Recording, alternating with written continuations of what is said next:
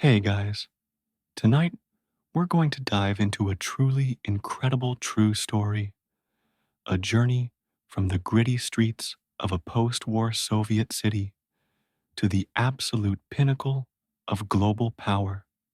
Close your eyes and imagine you're standing in a cramped communal apartment in Leningrad in the 1950s, the smell of boiled cabbage hanging in the air, and the crackle of official state radio broadcasts just audible through thin walls.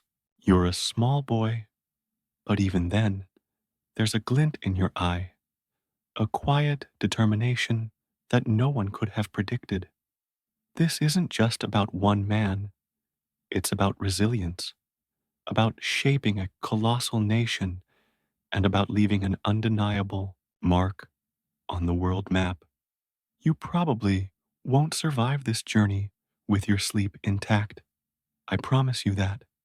So, before you get comfortable, take a moment to like the video and subscribe, but only if you genuinely enjoy what I do here. Don't forget to drop your location and local time in the comments. Now, dim the lights, maybe turn on a fan for that soft background hum, and let's ease into tonight's journey together.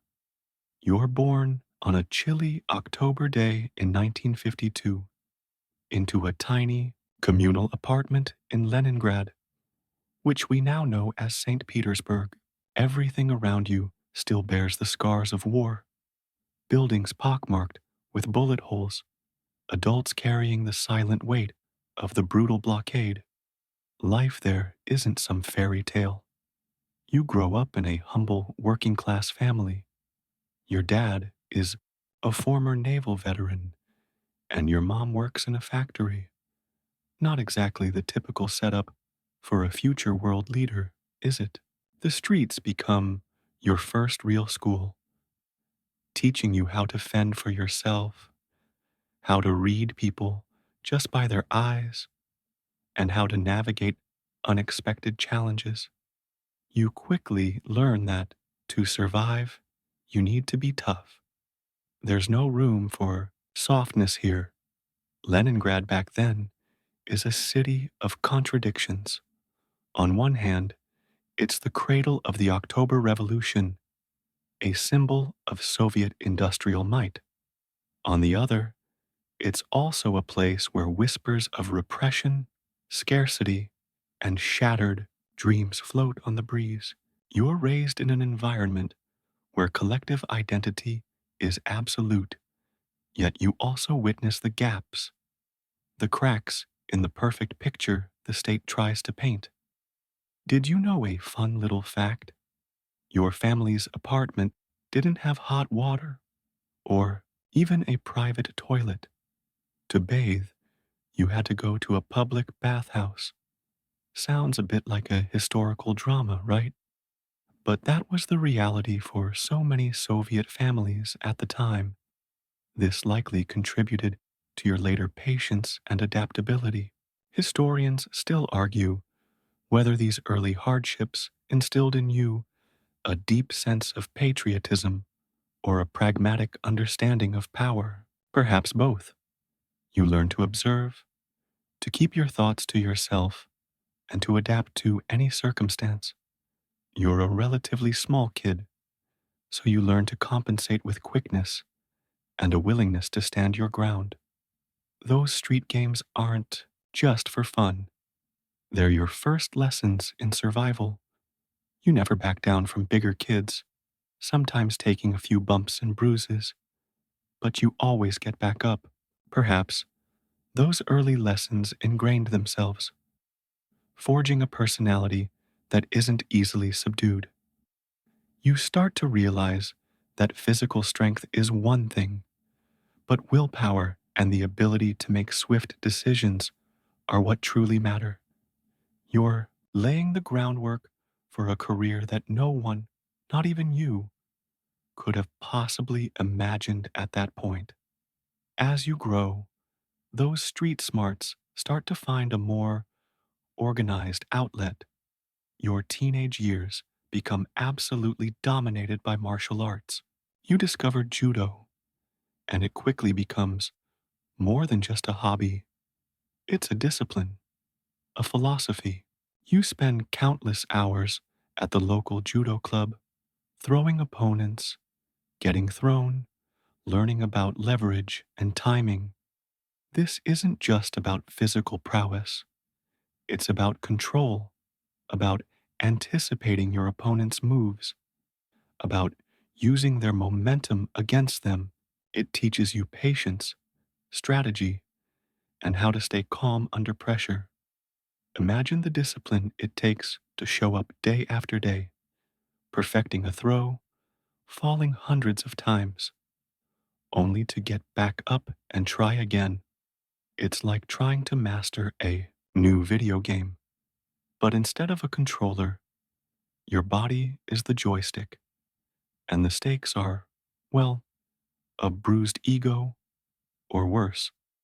Parallel to your passion for judo, another, perhaps more surprising, ambition starts to crystallize. You set your sights on higher education, specifically on studying law at Leningrad University. This isn't the most obvious path for a kid from your background. Most of your peers are probably heading into vocational trades or the military, but you're different.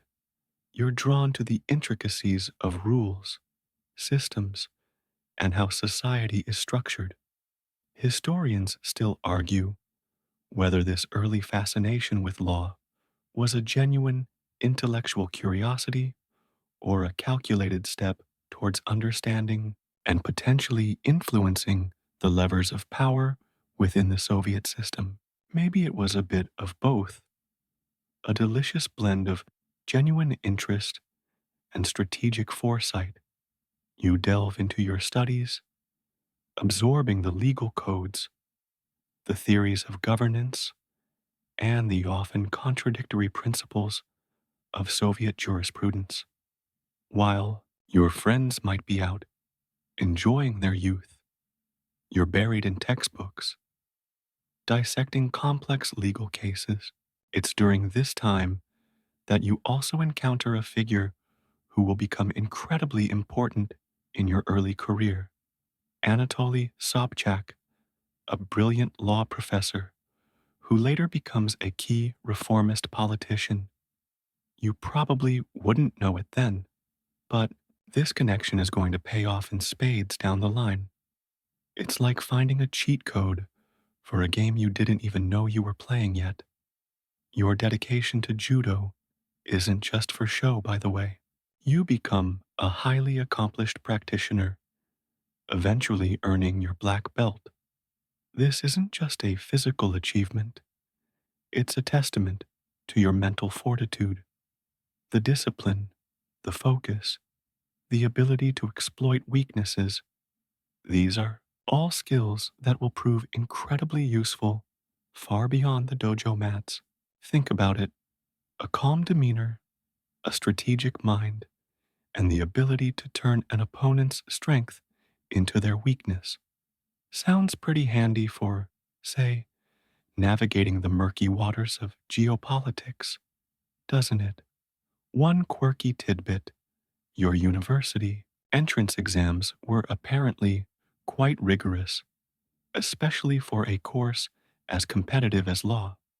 There's a story that you actually visited the KGB offices as a teenager, inquiring about a job, and they told you to get a law degree first. Whether that's entirely true or a bit of a legend, it certainly paints a picture of ambition and a very clear future path already forming in your young mind. You're not just dreaming, you're plotting. You're not just studying, you're preparing.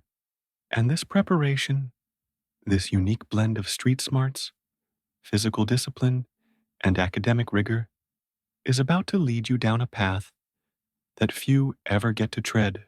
With your law degree firmly in hand, you stand at a crossroads, though perhaps for you, the path is already remarkably clear. It's almost as if that childhood visit, real or legendary, had set the course. So, right after graduation, you're not just looking for any job, you're looking for the job, and then it happens. You are recruited into the KGB. Yes, that KGB, the Soviet Union's principal security agency, a name that sends shivers down spines and conjures images of trench coats and shadowy figures. For you, though, it's not just a spy agency, it's a doorway to a world of purpose, a chance to serve the state, and perhaps a canvas for that strategic mind you've been honing since those street brawls in Leningrad. Your initial training is, to put it mildly, rigorous. Forget your typical corporate onboarding. This is a whole different ballgame.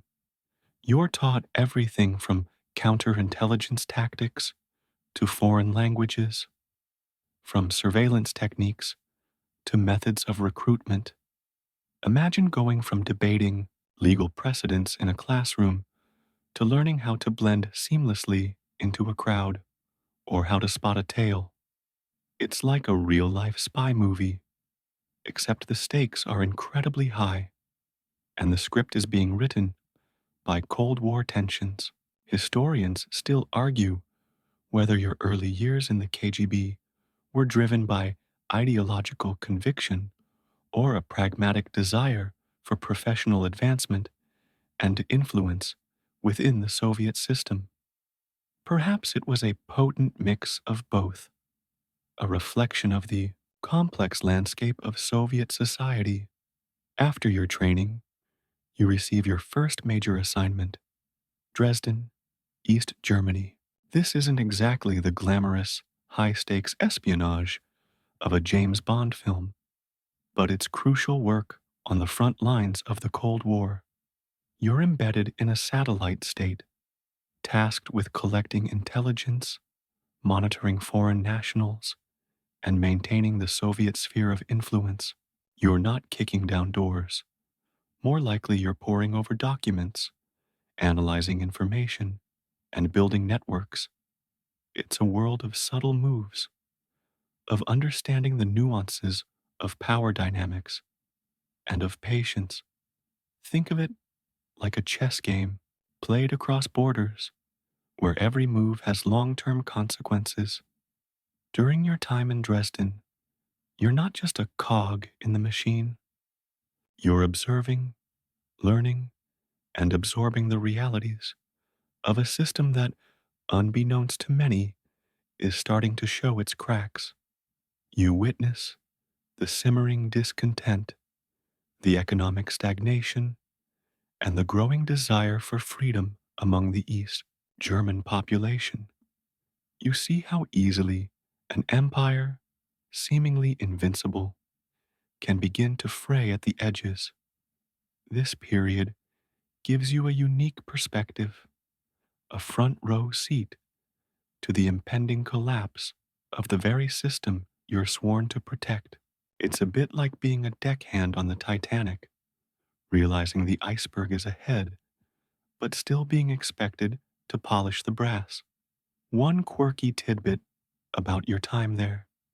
Apparently, you became quite proficient in German, even becoming a fluent speaker. This linguistic skill isn't just a party trick, it's a vital tool for understanding cultures, building rapport, and of course, gathering intelligence. It highlights your commitment to mastering whatever task is put before you, no matter how small it might seem at the time. You're not just performing duties, you're collecting experiences, insights, and a deeper understanding of how the world, and indeed, empires, truly function. This experience in Dresden, though seemingly mundane compared to later events, lays a critical foundation for the years to come, shaping your worldview and sharpening your political instincts. The late 1980s are a confusing time for everyone, especially for someone like you, steeped in the Soviet system. The scent of change is in the air, a mix of hope and trepidation. The Berlin Wall, that concrete symbol of division, falls in 1989, and soon after, the Soviet Union itself begins to unravel with breathtaking speed. It's a period of turbulent times where the old certainties vanish and chaos seems to reign. Imagine watching the very foundations of your world crumble, not with a bang, but with a series of bewildered whimpers and frantic, uncoordinated gestures. You're in Dresden, witnessing the dissolution of East Germany firsthand, seeing a system you dedicated your life to simply disappear. It's like discovering that the entire rule book for the game of life has just been thrown out the window. You return to a Russia that's radically different from the one you left. Leningrad is in the throes of political and economic transformation, attempting to shed its Soviet skin. It's a messy, often desperate period, but for someone with your unique skill set, a disciplined mind, an understanding of systems, and a knack for discerning power, it also presents an incredible opportunity for advancement. You're not just looking for a job, you're looking for where the new power centers are forming, and you find one right in your old stomping ground. You begin to work for your former law professor, Anatoly Sobchak, who is now the chairman of the Leningrad City Council and soon to become the city's first democratically elected mayor. This is a crucial pivot. You're moving from the clandestine world of intelligence to the very public, very chaotic arena of local politics. You start as an advisor, then quickly climb the ranks, eventually becoming deputy mayor of Petersburg, as Leningrad is renamed. This role puts you squarely in the middle of the city's economic reforms, dealing with everything from foreign investment to food shortages. You're learning on the job, mastering the art of pragmatic politics in real time. This isn't about grand ideology anymore. It's about making things work, about navigating corruption, and about cutting through red tape. It's like learning to herd cats, but the cats are also trying to run a city.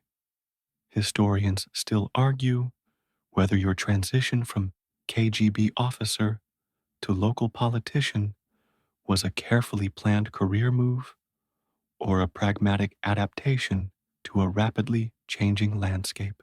Perhaps it was a testament to your ability to recognize opportunity, even amidst widespread uncertainty.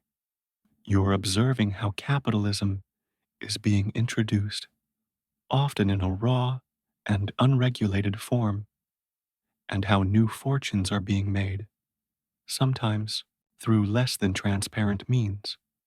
You're seeing the birth of an oligarchy, even if the term isn't widely used yet. One quirky tidbit from this period: you were apparently responsible for attracting foreign investment to the city.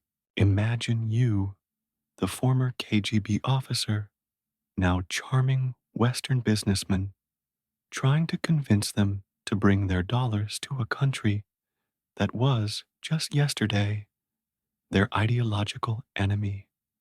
It's a testament to your adaptability and your seemingly effortless ability to switch gears. You're not just sitting in an office, you're out there, meeting people, brokering deals, understanding the new rules of engagement. This hands on experience in governing a major city during a period of intense upheaval is invaluable. You're building a network, sharpening your administrative skills, and, crucially, developing a reputation for being effective and discreet. You're the kind of person who gets things done quietly, efficiently, and without drawing too much attention to yourself. This period is less about flashing lights and more about laying solid, often unseen, foundations for what's to come. Your success in St. Petersburg doesn't go unnoticed. The whispers of your efficiency, your pragmatism, and your quiet competence begin to reach beyond the old imperial capital. You're seen as someone who can navigate the wild west of post Soviet Russia, someone who can get things done without making a fuss. And that, in the chaotic Kremlin of the mid to late 1990s, is a highly prized commodity. The political landscape in Moscow is a swirling vortex of competing factions, powerful oligarchs, and an increasingly frail President Boris Yeltsin. It's like a political reality show, but with way more actual power at stake and significantly less dramatic music. Then, a pivotal moment arrives. You are noticed by Prime Minister Yevgeny Primakov. Primakov is a seasoned intelligence veteran, a former foreign minister, and a figure of considerable gravitas. He's looking for reliable, capable individuals to help stabilize a government often perceived as being adrift. He sees something in you, perhaps that quiet intensity, that analytical mind, the proven track record from St. Petersburg. This connection is your golden ticket, your all access pass to the very center of Russian power. It's the kind of break that happens once in a lifetime, a sliding doors moment where your trajectory is irrevocably altered. So, in 1996, you make the big move. You transfer to Moscow, leaving the familiar streets of St. Petersburg behind. You plunge headfirst into the bureaucratic labyrinth of the Kremlin. Your initial roles are not grand, but they are strategically important. You start in the presidential property management department, which sounds mundane, but it gives you a direct line to the heart of the administration and a chance to observe the inner workings of power up close. It's like starting in the mailroom of a huge corporation, but the mailroom is in the CEO's private office. From there, your ascent is remarkably swift.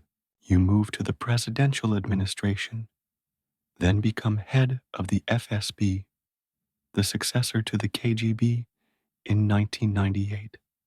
Think about that for a second.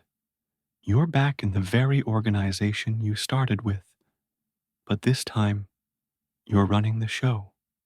This promotion isn't just a nod to your past, it's a recognition of your loyalty and your ability to impose order. Historians still argue whether your rapid rise was a deliberate cultivation by powerful Kremlin figures or a testament to your sheer political acumen and ability to capitalize on opportunities. It was likely a potent combination of both, a masterclass in navigating a turbulent political environment. This period is crucial for you. You're not just occupying positions, you're building relationships, understanding the various factions, and solidifying your base within the security apparatus. You're demonstrating an uncanny ability to stay above the fray, to remain neutral when factions are tearing each other apart, and to execute directives with unwavering precision. You're learning the unspoken rules of the Kremlin, the subtle nods, the hidden agendas, the true sources of influence. It's a bit like learning to play three-dimensional chess while blindfolded. One quirky tidbit about this time: despite your growing influence, you maintained a relatively low public profile. You weren't a flamboyant politician, always seeking the limelight. Instead, you worked diligently in the background, a quiet force gathering momentum. This discretion would later become a hallmark of your leadership style, allowing you to surprise opponents and make decisive moves when they least expect it. You're becoming the ultimate behind the scenes operator, always watching, always learning, always preparing for the next step, which, as it turns out, is going to be a monumental one. The year 1999 dawns, and the air in the Kremlin is thick with anticipation and uncertainty. President Boris Yeltsin, the larger than life figure who had led Russia through the tumultuous post Soviet years, is visibly ailing. His health is a constant subject of speculation, and the political elite is buzzing with rumors about his successor. It's like a grand, high stakes poker game where no one knows who holds the winning hand, and everyone is trying to read the subtle tells. You, however, are steadily climbing the ladder, showing remarkable stability and loyalty in a sea of shifting alliances. Then, a bombshell drops in August 1999. Yeltsin makes a startling announcement. He appoints you, relatively unknown to the wider public, as his new prime minister. This is a massive leap, a testament to the trust placed in you by the inner circle. Imagine the sheer shockwaves this sends through Moscow. One day you're the head of the FSB, the next you're leading the government. It's like being a strong backup quarterback who suddenly gets handed the Super Bowl starting job. Historians still argue whether Yeltsin's choice was a desperate last resort to find a stable figure, a strategic move to protect his family and legacy, or a genuine recognition of your unique capabilities.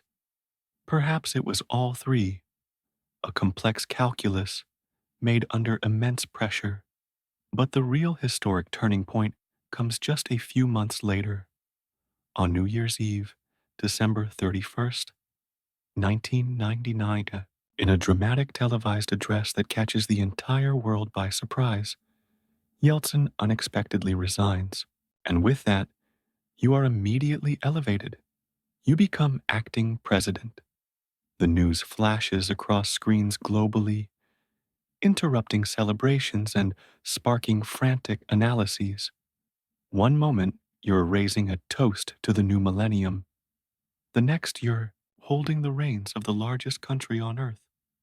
Talk about ringing in the new year with a bang.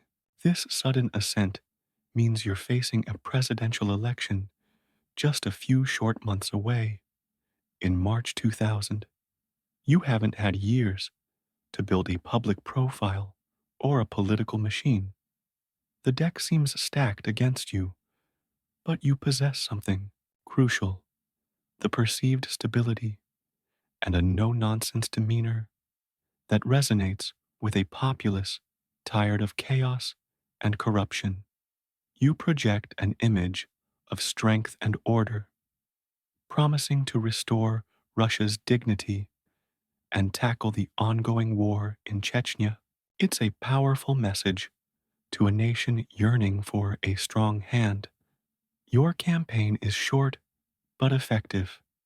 You make strategic public appearances, often showcasing your physicality and decisiveness. You visit troops in Chechnya, projecting an image of a leader who isn't afraid to confront tough challenges head on.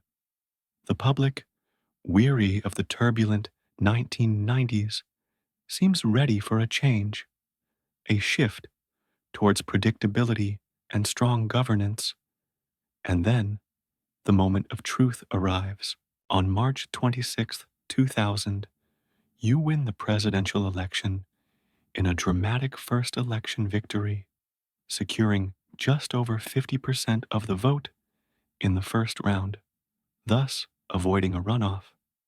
This isn't just a political win, It's a profound validation. You've gone from a quiet KGB officer to a municipal administrator to a rapidly rising Kremlin figure, and now you are the president of Russia. It's an astonishing ascent, one that defies conventional political trajectories. One quirky tidbit. During the campaign, you mostly avoided traditional debates, preferring controlled interviews and public events where you could directly address the concerns of ordinary Russians. This strategy proved highly effective, allowing you to shape your narrative without the unpredictable nature of live confrontations. You're not just president, you're the new face of Russia, and the world is about to get a crash course in your particular brand of leadership. You are now the president of Russia, a nation still reeling from the dramatic changes of the 1990s. The initial euphoria of newfound freedoms has been replaced by a pervasive sense of instability, economic hardship, and a yearning for order. This is your moment, and you waste no time in embarking on a decade of nation building, a period where you systematically set about reasserting state control and stabilizing the country. It's like taking a sprawling, slightly dilapidated mansion and deciding to not just renovate it, but to completely rewire the whole thing, often from the inside out. Your first major challenge, and one that defined your early presidency, is the ongoing Chechen conflict. You view it not just as a regional insurgency, but as a direct threat to Russia's territorial integrity and a hotbed for international terrorism. You unleash a decisive and often brutal military campaign to suppress the separatists. This isn't a diplomatic negotiation. It's a raw assertion of state power. While controversial internationally, this firm stance resonates deeply with many Russians who are tired of perceived weakness and disunity. It's a clear signal that under your leadership, the center will hold and no region will be allowed to break away. Historians still argue whether the intensity of the Second Chechen War was a necessary measure for national security or an overly aggressive response that created more long-term resentment. As you consolidate power, you quickly move to curb the influence of the powerful oligarchs who had amassed vast fortunes and political sway during the Yeltsin era. You famously tell them they can keep their money, but they must stay out of politics. Some comply, others resist. Those who resist, like Mikhail Khodorkovsky, find themselves facing legal challenges and imprisonment. This move sends a chilling message to anyone who might challenge the state's authority, effectively bringing the unruly private sector to heel. It's like gathering all the wild cowboys and telling them the sheriff is back in town, and this time he means business. You also turn your attention to the media. During the 1990s, television channels and newspapers were often controlled by oligarchs with their own political agendas. You systematically work to control media, bringing major broadcasters, especially the powerful national television channels, back under state influence. This isn't about outright censorship in the old Soviet style, but rather about shaping the narrative, ensuring a consistent message that supports your government's policies and vision for Russia. It's about building public consensus and minimizing dissent, making sure everyone is singing, more or less, from the same hymn sheet. Economically, you are blessed with a significant tailwind: the soaring global prices of oil and gas. Russia is a major energy producer, And this unexpected windfall allows you to revitalize the economy thanks to oil wealth. You stabilize the ruble, pay down foreign debt, and create a stabilization fund. This economic recovery, coupled with the return of perceived order, leads to a significant improvement in the living standards of many ordinary Russians. It's like finding a massive treasure chest buried in your backyard, allowing you to fix up the house and buy some nice things. This period of economic growth and stability wins you immense popular support, cementing your image as the strong leader who pulled Russia back from the brink. One quirky tidbit about your early years: you often appeared in photo opportunities, engaging in various masculine activities, flying a fighter jet, shooting a tiger with a tranquilizer gun, or riding a horse bare chested. These carefully crafted images were designed to project an aura of strength, virility, and decisive leadership, reinforcing the public's perception of you as a powerful figure capable of restoring Russia's might. You're not just running the country, you're actively cultivating a persona, making sure the message of strength is always front and center.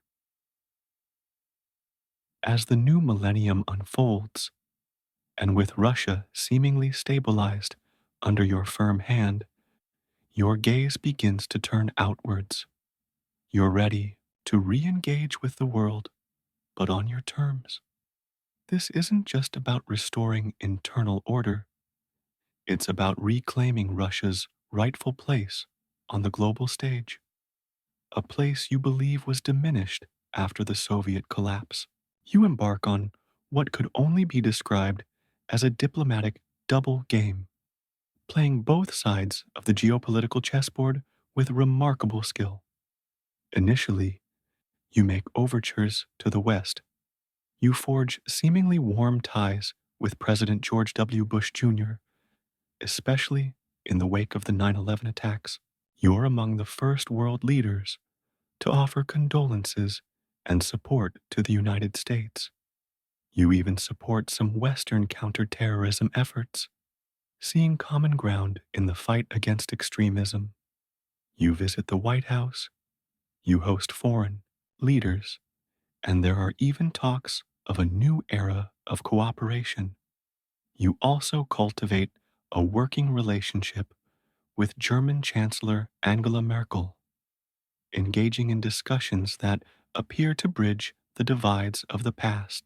It's like being invited to the cool kids' table at lunch, and for a while, it seems like Russia is genuinely trying to fit in. However, beneath this veneer of cooperation, another strategy is quietly unfolding. You are simultaneously building a coalition that subtly, and sometimes not so subtly, pushes back against NATO expansion and perceived Western encroachment. You view NATO's eastward march, bringing former Soviet bloc countries into its fold, as a direct threat to Russia's security interests, a betrayal of unspoken understandings from the post-Cold War era. You articulate this concern with increasing forcefulness, often citing promises you believe were broken.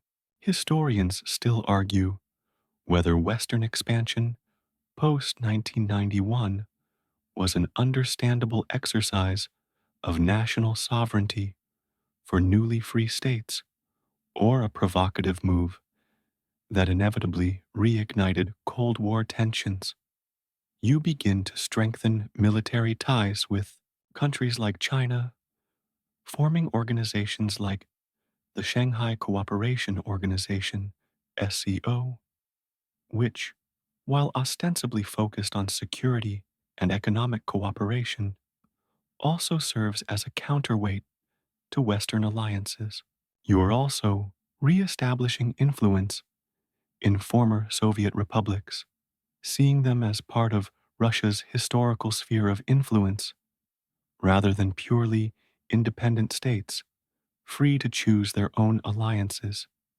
It's like someone inviting you to their party, but then setting up a separate, cooler party in the backyard with all your old friends.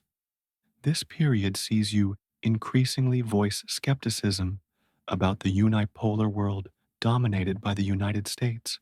You advocate for a multipolar world order where Russia plays a central role alongside other rising powers.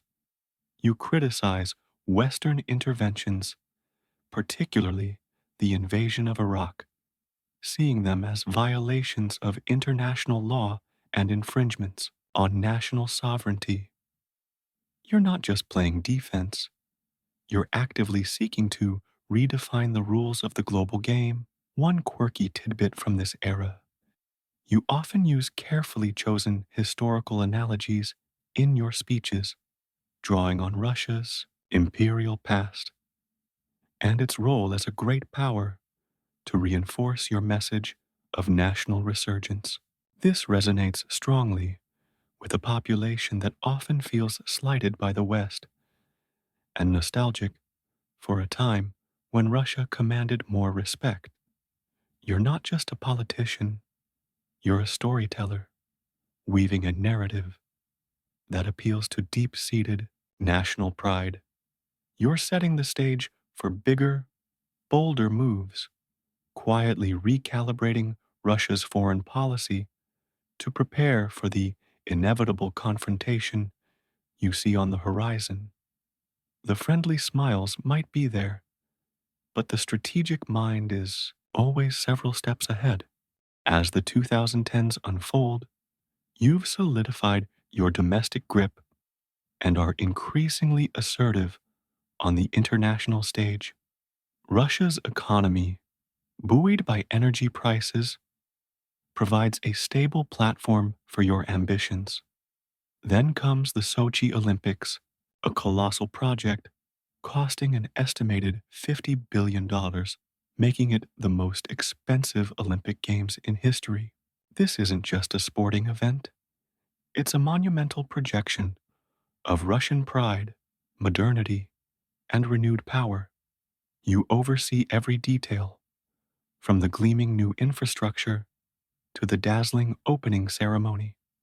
You want the world to see a strong, capable Russia, one that can pull off something of this scale with precision and flair. It's like throwing the biggest, most elaborate house party imaginable, making sure every single guest is utterly wowed by your hospitality and organizational skills. The world watches in awe as the games unfold in February 2014. The venues are spectacular, the athletes perform admirably, and Russia appears to be basking in a moment of global triumph. However, beneath this shimmering surface of athletic glory and national pride, another, far more clandestine, plan is being meticulously executed. The spectacular 2014 Olympics serve as a strategic cover for your bold annexation of Crimea, while the world's attention is fixed on bobsled runs and figure skating. Your forces are quietly, swiftly, and decisively moving to secure the Crimean Peninsula. Crimea, with its deep historical ties to Russia and its strategically vital naval base at Sevastopol, has always been a point of contention with Ukraine. As political turmoil grips Ukraine, leading to the ousting of its pro-Russian president, you seize the moment. Without official insignia, soldiers often referred to as little green men swiftly take control of key facilities across Crimea. These are highly trained, disciplined units, their movements coordinated with military precision. It's a masterclass in hybrid warfare, blending military action with plausible deniability, though few are truly fooled. The international community, still caught up in the Olympic afterglow, is utterly blindsided. By the time they react, Crimea is largely under Russian control. A hastily organized referendum is held, where the vast majority of Crimeans allegedly vote to join Russia. You then formally sign the treaty incorporating Crimea into the Russian Federation. This move is met with widespread condemnation from Western nations, leading to the first significant wave of sanctions against Russia. You, however, view it as a historic act of reunification, correcting what you see as a historical injustice from the Soviet era when Crimea was transferred to Ukraine. Historians still argue whether the annexation of Crimea was a defensive response to perceived Western aggression or a naked act of imperial expansion. This brazen act sends a clear message to the world. Russia is willing to use force to protect what it considers its vital interests, and will not shy away from defying international norms if necessary. It demonstrates your willingness to take calculated risks and your belief that the West, despite its rhetoric, would ultimately not intervene militarily. One quirky tidbit about this period: during the annexation, the term polite people became a euphemism for the unmarked Russian soldiers in Crimea, a chillingly calm descriptor for a highly assertive military operation.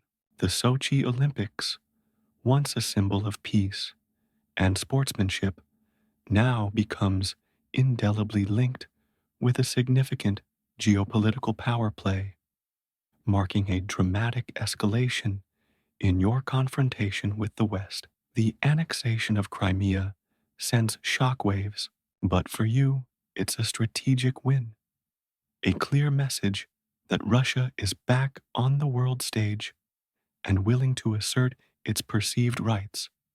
However, the international sanctions begin to bite, and the relationship with the West becomes increasingly strained. It's like having a big, impressive house party, but then some of your guests leave early and start telling everyone how rude you were. But you're not one to back down. In fact, you're just getting started. Then, the Syrian battlefield becomes your next arena for demonstrating Russia's renewed power. In 2015, the Syrian civil war is raging, a complex conflict involving numerous factions, a brutal dictatorial regime under Bashar al-Assad, and various international actors, including the United States and its allies. Assad's government is on the brink of collapse, facing overwhelming pressure from rebel groups and extremist organizations like ISIS. Many analysts at the time believe his downfall is inevitable, but you see an opportunity. You step in decisively, providing crucial military support to Assad. This isn't just about sending a few weapons. It's a full-scale intervention involving airstrikes, special forces, and military advisors. Your Air Force targets not only ISIS, but also other rebel groups opposing Assad, effectively turning the tide of the conflict. This move catches the West by surprise, demonstrating your willingness to project power far beyond Russia's immediate borders. It's a bold gamble, but one that pays off handsomely. You effectively save Assad's regime, securing Russia's strategic interests in the Middle East, including its naval base at Tartus. Historians still argue whether your intervention in Syria was primarily driven by a desire to preserve an ally, challenge U.S. hegemony, or test new military capabilities. Your involvement in Syria quickly changes the dynamics of the conflict. You position Russia as a key player in any diplomatic solution, forcing other international powers to engage with you on terms that suit your agenda.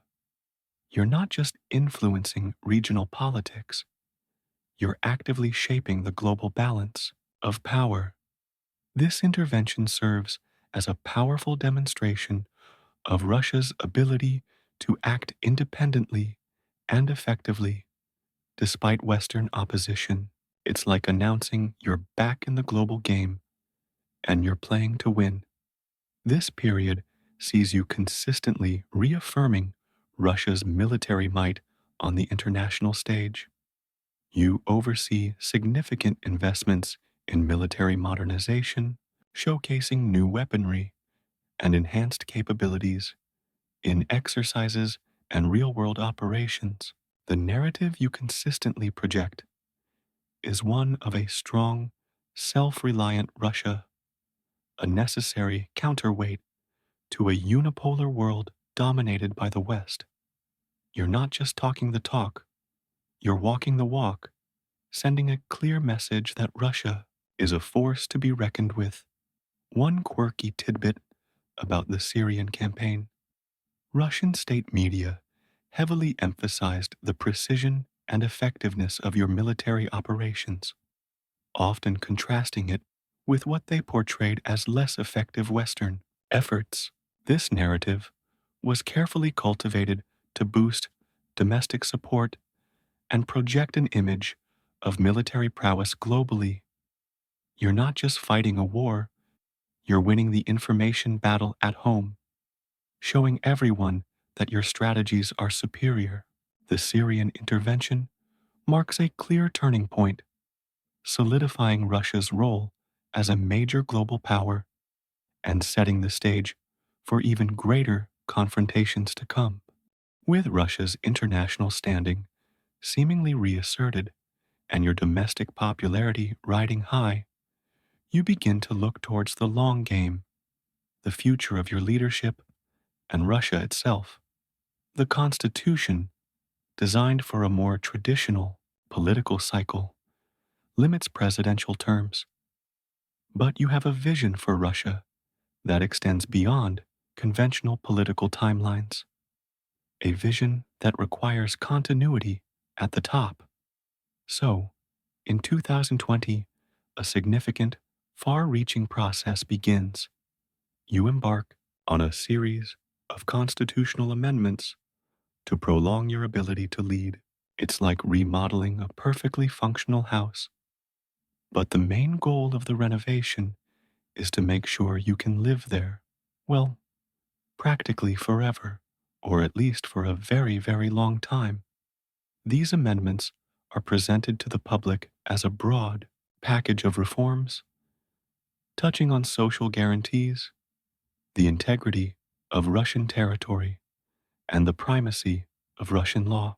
However, nestled within these various changes is a critical clause, a provision that effectively resets your past presidential terms to zero, allowing you to run for two more 6-year terms after your current one expires.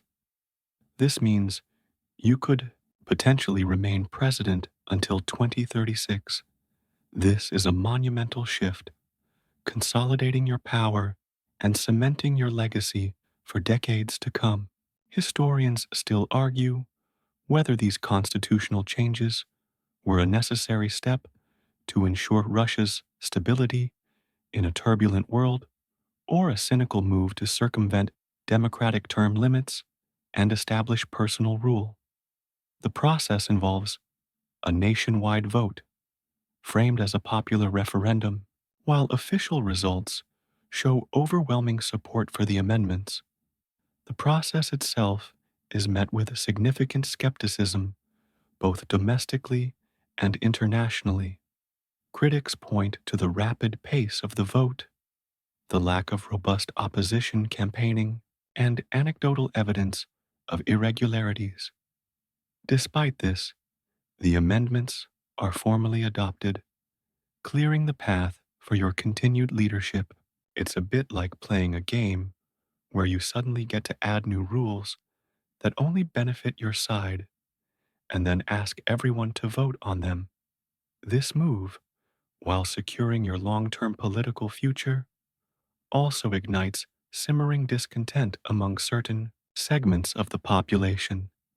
For the first time in years, you begin to face unprecedented waves of domestic protest. These aren't just isolated demonstrations. They are often large-scale gatherings, particularly in Moscow and St. Petersburg, driven by younger generations who are more connected to the outside world and less nostalgic for Soviet-era stability. They call for fair elections, an end to corruption, and greater political freedoms. You respond with a firm hand, with mass arrests and increased pressure on opposition figures and independent media. It's a clear signal that dissent will not be tolerated and the state's grip on power will not loosen.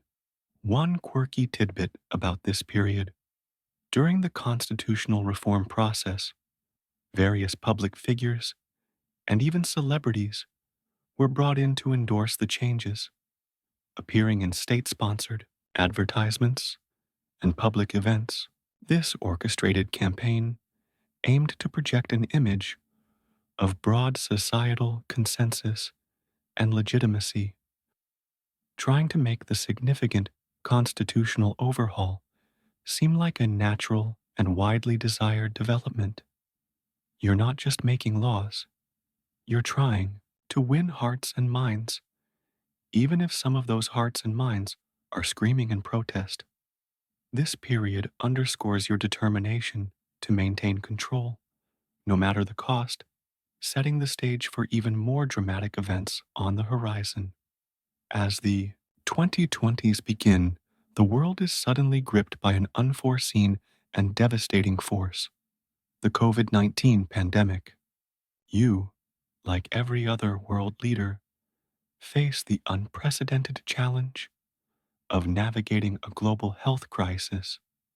You implement measures to combat the virus, from lockdowns to vaccine development, all while trying to minimize the economic fallout.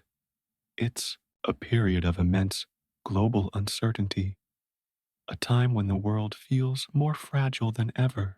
Imagine trying to steer a massive ship through a hurricane while simultaneously dealing with a rapidly spreading viral outbreak among the crew. It's chaotic, to say the least. While the pandemic rages on, creating a new normal of masks, social distancing, and economic disruption, another, far more insidious storm is brewing on your western border. Tensions with Ukraine have been simmering for years, exacerbated by the annexation of Crimea and the ongoing conflict in the Donbass region. You consistently articulate your belief that Ukraine is falling increasingly under Western influence, posing a direct security threat to Russia. You demand guarantees that NATO will not expand further eastward, and that certain offensive weapons systems will not be deployed near Russia's borders. These demands are largely rejected by NATO and Ukraine, leading to a dangerous diplomatic impasse. Then, in late 2021 and early 2022, you begin a massive military buildup along Ukraine's borders.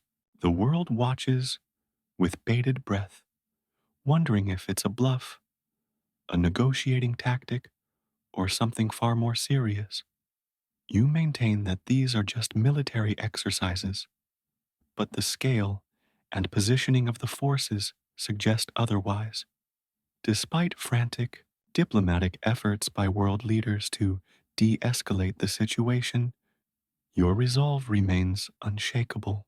Historians still argue Whether your decision to launch a full-scale invasion was the culmination of long-held strategic objectives or a miscalculation based on flawed intelligence about Ukrainian resistance and Western unity.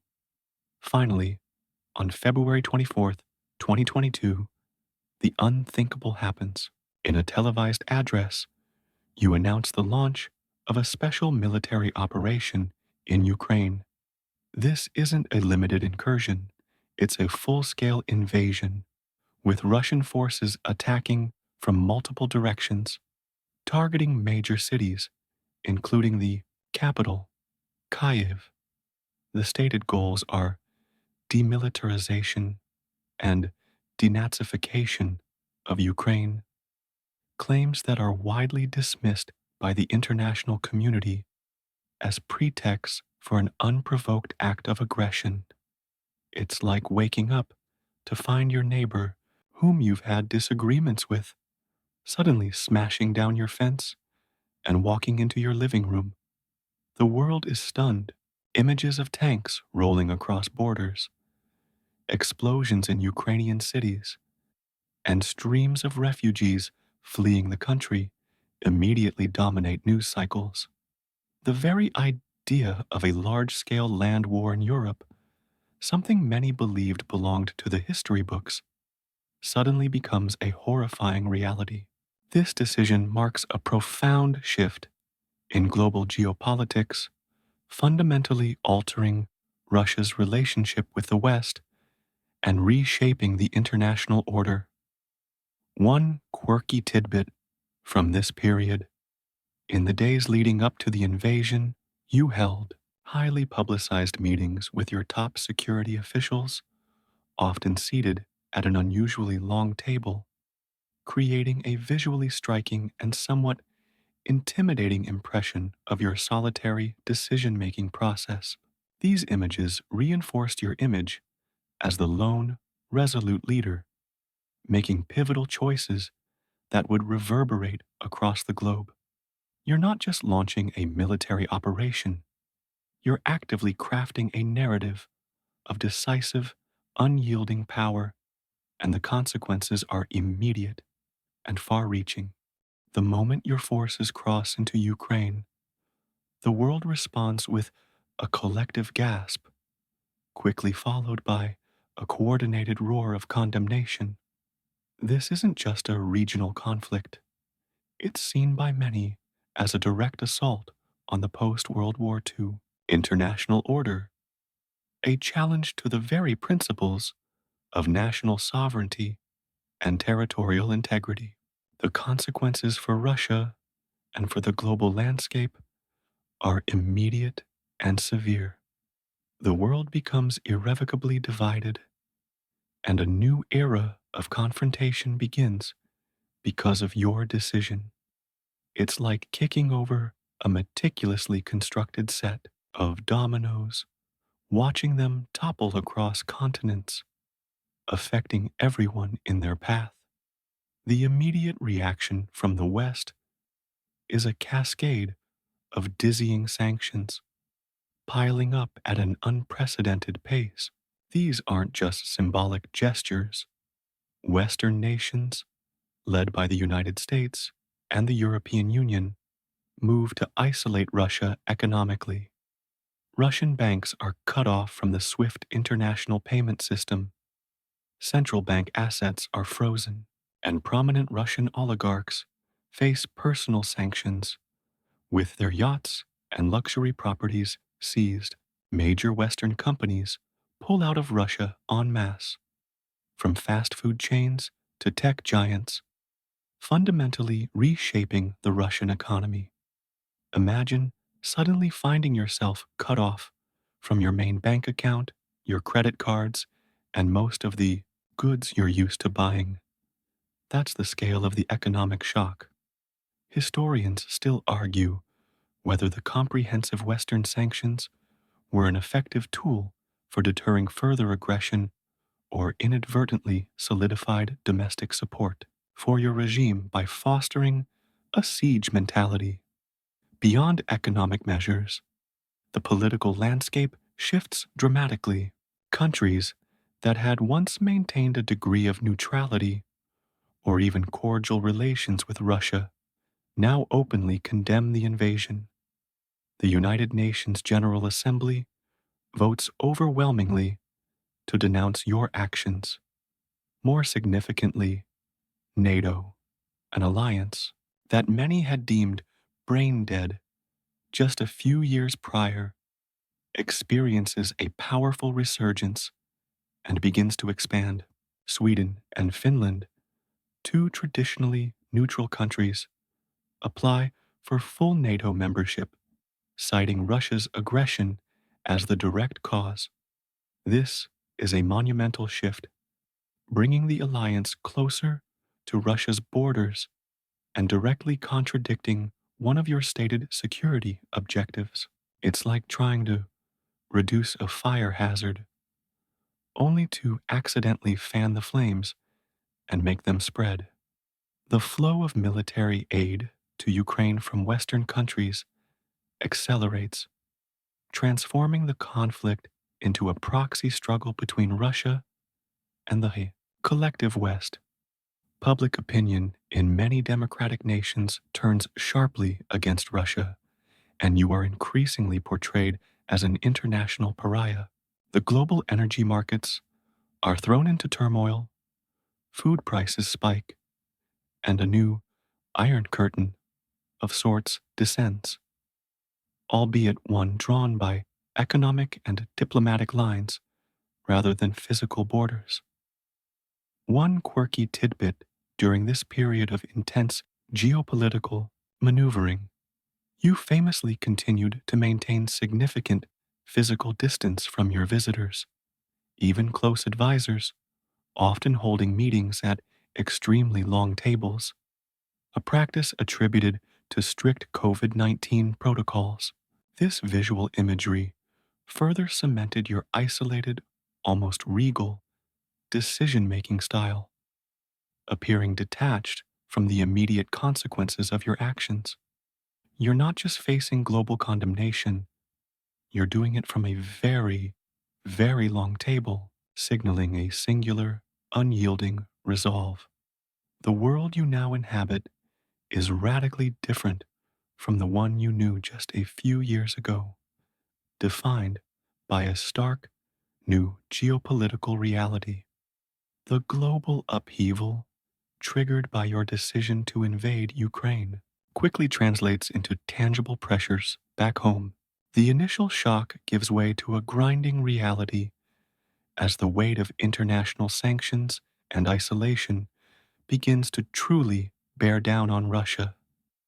It's like being in a boxing match, and every time you land a punch, your opponent hits you back with a flurry of body blows that, while not immediately knocking you out, slowly drain your energy. Russia's economy falters under the strain, while the initial fears of a complete collapse are mitigated by rising energy prices and shrewd financial maneuvers. The long-term effects are undeniable. Western technology, spare parts, and foreign investment become scarce. Industries that rely on global supply chains struggle. Inflation bites into ordinary Russians' savings, and access to a wide range of consumer goods diminishes. You implement countermeasures, pivoting trade towards Asian partners like China and India, and seeking to develop domestic industries. But the transition is slow, and the pinch is felt across society.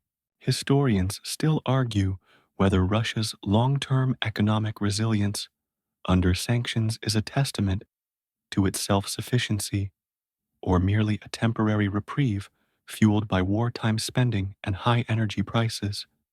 Perhaps even more striking than the economic impact is the social cost. The war prompts a massive wave of emigration, primarily among younger, educated professionals, and those who oppose the conflict or fear conscription. Thousands, if not hundreds of thousands, leave Russia, taking their skills, their capital, and their future contributions with them.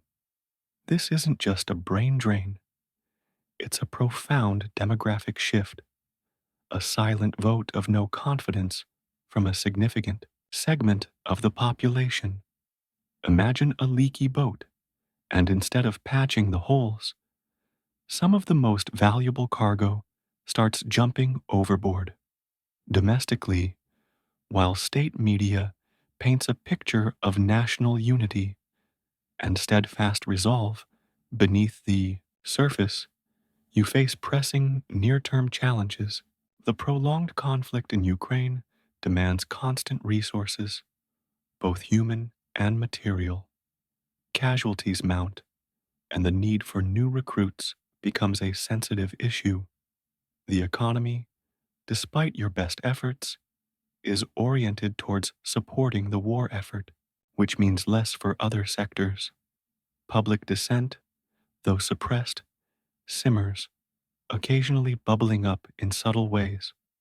You maintain a firm grip on power, tightening laws against discrediting the armed forces and cracking down on independent voices.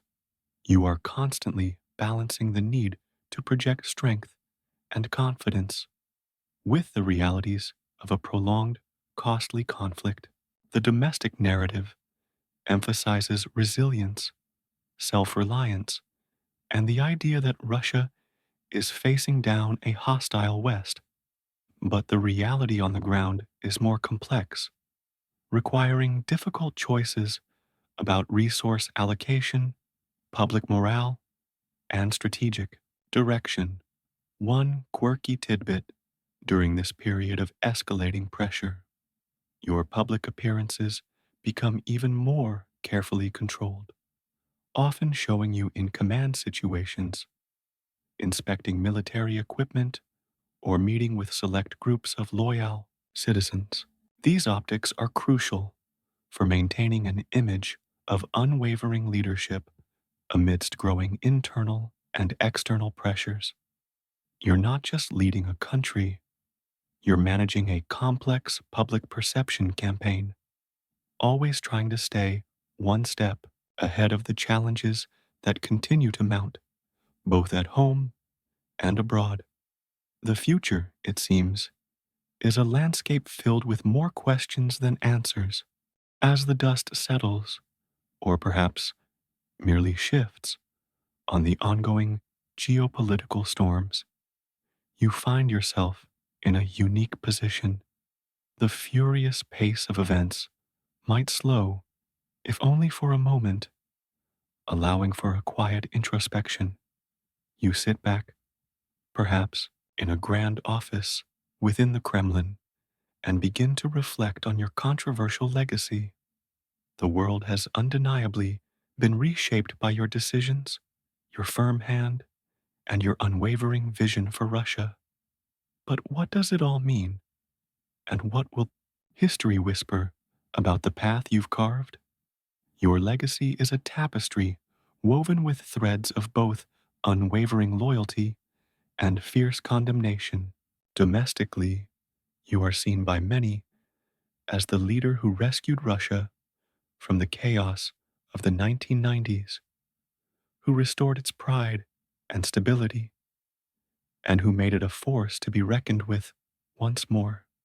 For them, you are the strong man, the protector of the motherland, the one who stands up to perceived Western arrogance. You brought order, wealth from energy exports, and a sense of national purpose back to a disillusioned populace.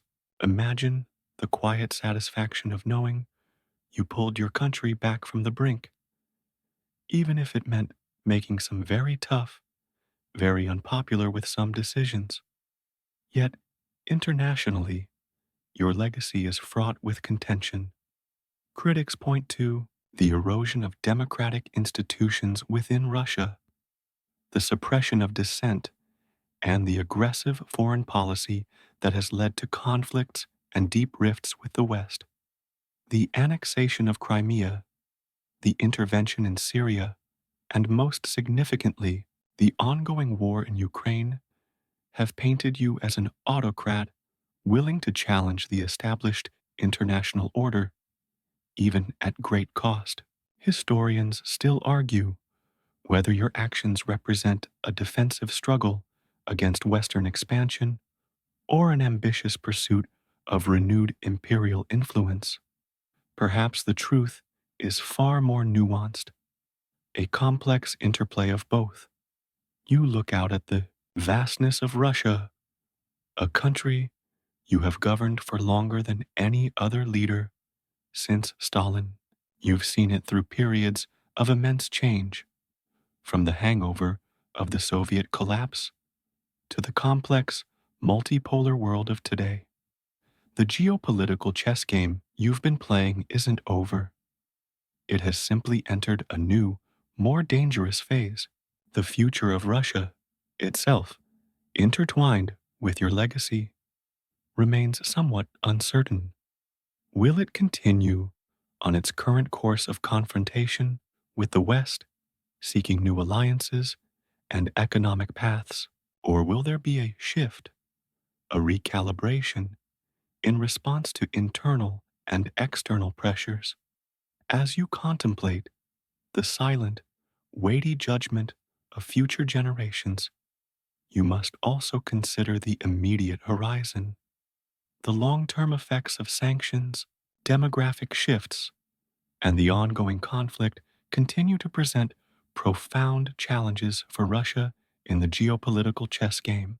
Your decisions today will echo for decades, shaping not only Russia's destiny, but also the broader global order.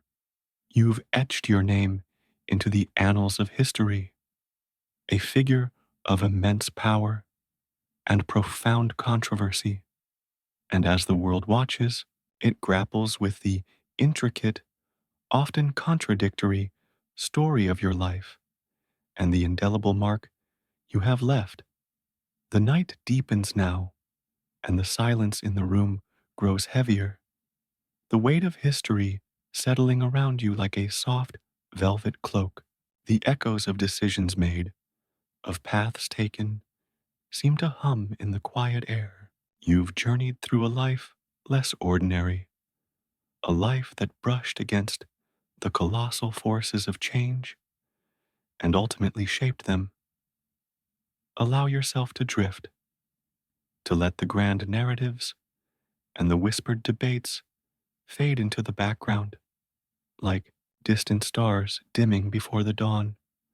The intricate dance of power, the silent struggles, the immense responsibilities, they too can find a quiet rest for now. Just close your eyes, breathe gently, and let the long, fascinating story settle softly into your dreams.